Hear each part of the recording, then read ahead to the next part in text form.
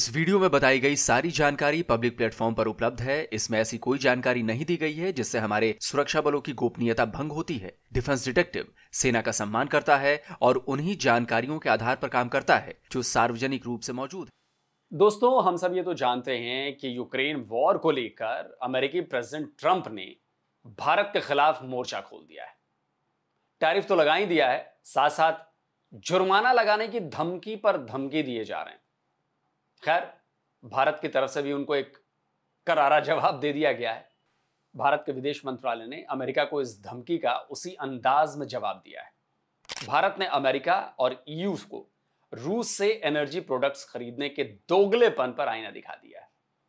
भारत ने बताया है कि भारत पर आरोप लगाने वाला यूरोप खुद रूस से केवल गैस नहीं बल्कि fertiliser, mining products, chemicals, iron, steel और दूसरी कई चीजें खरीद रहा है, जबकि अमेरिका भी रूस से यूरेनियम हेक्साफ्लोराइड, पैलेडियम और दूसरे कई केमिकल्स और फर्टिलाइजर्स का इंपोर्ट कर रहा है। तो भारत ने तो देखिए साफ कर दिया कि वो अमेरिका और ईयू की धमकी के आगे झुकने वाला नहीं है, बल्कि उसने तो इस दोगलेपन को नंगा करना शुरू कर दिया है। और नंगा भी ऐसा किया है कि पूछे मत। क्या ईयू इस बात का जवाब देगा कि 37% रशिया से गैस का जो इंपोर्ट है उसने बढ़ा दिया है? क्या ईयू इसका जवाब नहीं देगा? खैर, अब भारत तो अमेरिका और ईयू से टक्कर ले ही रहा है, लेकिन इस बीच पाकिस्तान की हालत खराब हो गई है।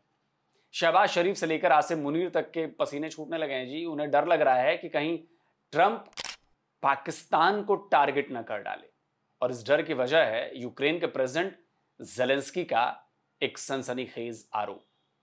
यह है यूक्रेन के राष्ट्रपति जेलेंस्की का वो ट्वीट। 4 अगस्त को शाम 7:24 पर किए गए इस ट्वीट में जेलेंस्की ने बताया था कि वो वोचांस्क बॉर्डर पर अपने फौजियों से मिलने गए थे, मुलाकात करने गए थे।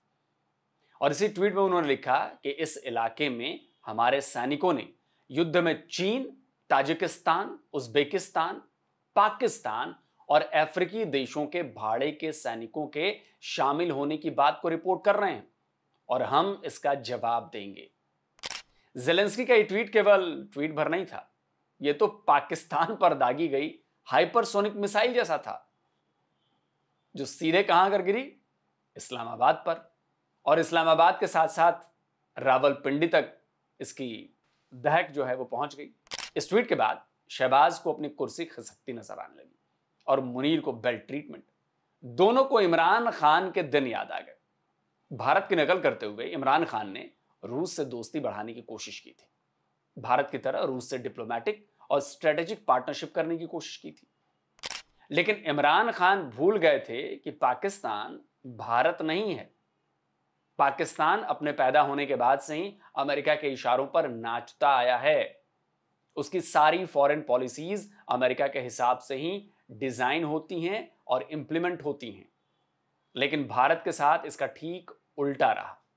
भारत कभी भी किसी खेमेबंदी का, किसी ब्लॉक का हिस्सा नहीं रहा, लेकिन उसने रूस के साथ अपनी दोस्ती हर कीमत पर जारी रखी। 1971 की वॉर कौन भूल सकता है? उस लड़ाई में रूस ने भी भारत का साथ दिया था। लेकिन पाकिस्तान तो अमेरिका के खेमे में था।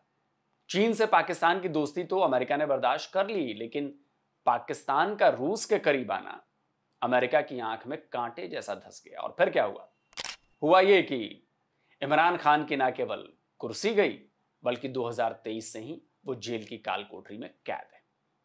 कुर्सी जाने के बाद इमरान खान ने खुद कहा था कि रूस के दौरे की वजह से एक शक्तिशाली देश उनसे नाराज हो गया था।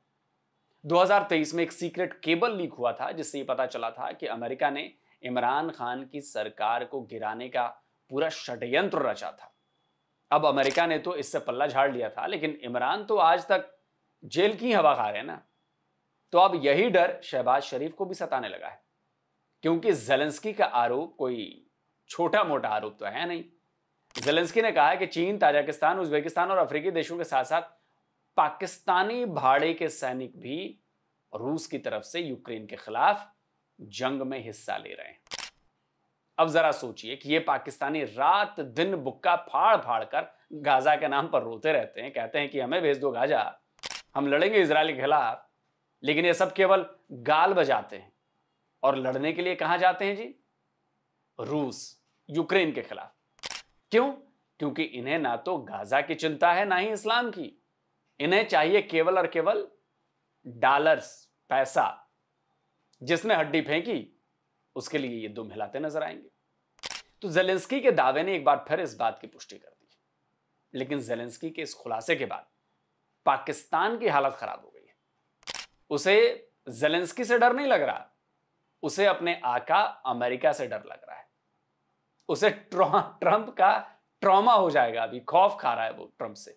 दुनिया जानती है कि पाकिस्तान में जितने भी भाड़े के लड़ाके हैं वो सब के सब आतंकवादी हैं और सारे के सारे पाकिस्तानी आर्मी के कंट्रोल में। पाकिस्तानी आर्मी ही उन्हें ट्रेनिंग भी देती है, हथियार भी मुहैया कराती है, दूसरे साजो सामान भी मुहैया कराती है। और ये बात ट्रंप भी जानते हैं, अमेरिका की सरकार भी जानती है और उनकी सारी खुफिया एजेंसीज भी जानती है। अब नोबेल पीस प्राइज लेने के लिए उतावले हो चुके ट्रंप को लग रहा है कि वो हर हाल में यूक्रेन रूस के बीच चल रहे युद्ध को रुकवा दें। इसी वजह से वो भारत और चीन पर रूस की मदद करने को लेकर निशाना साध रहे हैं। लेकिन अब तो उनके पालतू पाकिस्तान के लड़ाकों के रूस के लिए लड़ने की खबर आ गई है।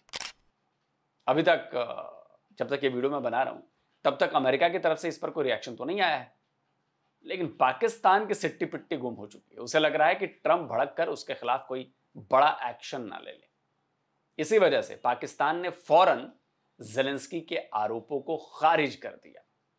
पाकिस्तान की फॉरेन अफेयर्स मिनिस्ट्री ने यूक्रेन के प्रेसिडेंट जेलेंस्की के आरोप को बेसलेस करार दिया, यानी कि बिना किसी आधार के बातचीत हुई। यह है पाकिस्तान की मिनिस्ट्री ऑफ फॉरेन अफेयर्स का वो ट्वीट जिसमें जेलेंस्की के एलिगेशंस को गलत बताया गया है।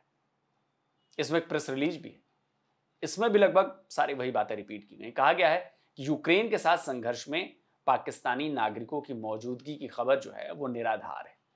यह भी कहा गया है कि अब तक यूक्रेन ने इस बारे में कभी पाकिस्तान से औपचारिक रूप से संपर्क नहीं किया, तो हो सकता है अनौपचारिक रूप से संपर्क किया और ना ही ऐसे दावों की पुष्टि के लिए कोई सबूत पेश किए। अब पाकिस्तान के साथ दिक्कत यह है कि उसने जहां जहां सबूत मांगे हैं वो वहां वहां फंसा है। भारत में आतंकवाद के सबूत मांगे, भारत में फंस गया। सऊदी में भीख मांगने वाले पाकिस्तानियों के सबूत मांगे, वहां भी फंस गया। ब्रिटेन में ग्रूमिंग गैंग में शामिल पाकिस्तानियों के सबूत मांगे, वहां भी फंस गया। अब यूक्रेन में भी इसका फंसना तय है। वैसे गजब की बात यह भी है कि प्रेसिडेंट जेलेंस्की ने अपने ट्वीट में 4 अगस्त को यह बताया था कि एक बॉर्डर पर उनके फौजियों ने यह बात बताई कि रूस की तरफ से पाकिस्तानी फाइटर्स भी, पाकिस्तानी लड़ाके भी लड़ रहे हैं। यानी जेलेंस्की को भी अभी ही पता चला कि रूस की फौज में पाकिस्तानी भी शामिल। लेकिन पाकिस्तान कह रहा है कि यूक्रेन ने कभी पाकिस्तान से इस बारे में बात नहीं की, कोई सबूत नहीं दिया। अरे यूक्रेन बात भी करेगा और सबूत भी देगा, जरा सब्र करो पाकिस्तानियों। वैसे पाकिस्तान खुद को इस लड़ाई में न्यूट्रल बताता है, लेकिन 2 साल पहले एक रिपोर्ट आई थी और इस रिपोर्ट ने खुलासा किया था कि पाकिस्तान ने 2 अमेरिकी कंपनियों को गोला बारूद सप्लाई करने के लिए 364 मिलियन अमेरिकी डॉलर की डील साइन की थी।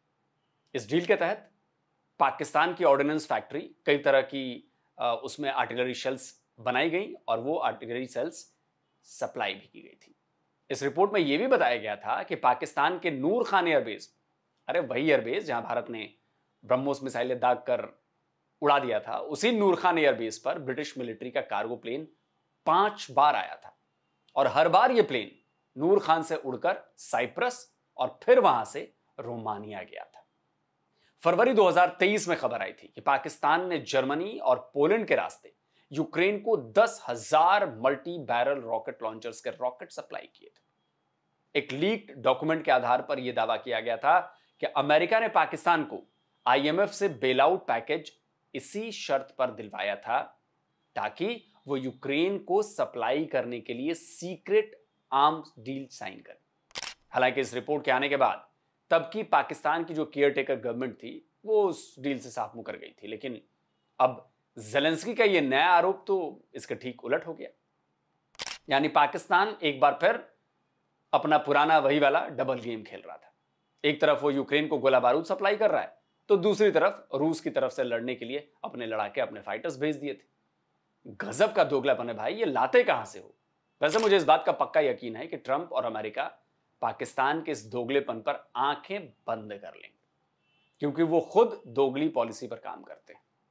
रूस से तेल खरीदने को लेकर उनका यही दोगलापन भारत ने उधेड़ कर रख दिया है। दूसरी बात यह कि अभी भारत के खिलाफ जहर उगलने वाले ट्रंप को पाकिस्तान को अपने पाले में रखने की बहुत ज्यादा जरूरत पड़ेगी, और इसीलिए ट्रंप और अमेरिका पाकिस्तान को बचा लेंगे। और गाली कौन सुनेगा? ज़ेलेंस्की। ट्रंप पाकिस्तान को कुछ करेंगे नहीं, और ट्रंप को कुछ बोलने की औकात ज़ेलेंस्की की है नहीं। तो ये डबल गेम जो है पाकिस्तान खेल रहा है, वो इसमें कामयाब हो भी जाएगा, मुझे ऐसा लगता है, क्योंकि पाकिस्तान जानता है कि अभी अमेरिका को उसकी बहुत ज्यादा जरूरत है। तो दोस्तों, आप बताएं आज की वीडियो कैसा लगा, अपनी राय दें, कमेंट करें, और जिन दोस्तों ने अभी तक डिफेंस डिटेक्टिव को सब्सक्राइब नहीं किया तो भाई चैनल को सब्सक्राइब करिए, साथ में बेल आइकन जरूर प्रेस करिए और ऑल नोटिफिकेशन जरूर ऑन करिएगा, ताकि हमारे द्वारा अपलोड किए गए हर वीडियो की जानकारी आप तक फौरन पहुंच जाए। जल्दी मिलता हूं एक और नए वीडियो के साथ। नमस्कार, जय हिंद। तो अगर आप चाहते हैं मुझसे बात करना, मुझसे कोई सवाल पूछना, तो फैन कॉल पर आप मुझसे कनेक्ट हो सकते हैं। फैन कॉल में ये सुविधा है कि आप अपने हिसाब से वहां पर जाकर टाइम स्लॉट बुक कर सकते हैं कि आपको फलाने दिन मुझसे बात करनी है, फलाने टाइम पे मुझसे बात करनी है। लेकिन ये भी बता दूं कि ये पेड सर्विस है,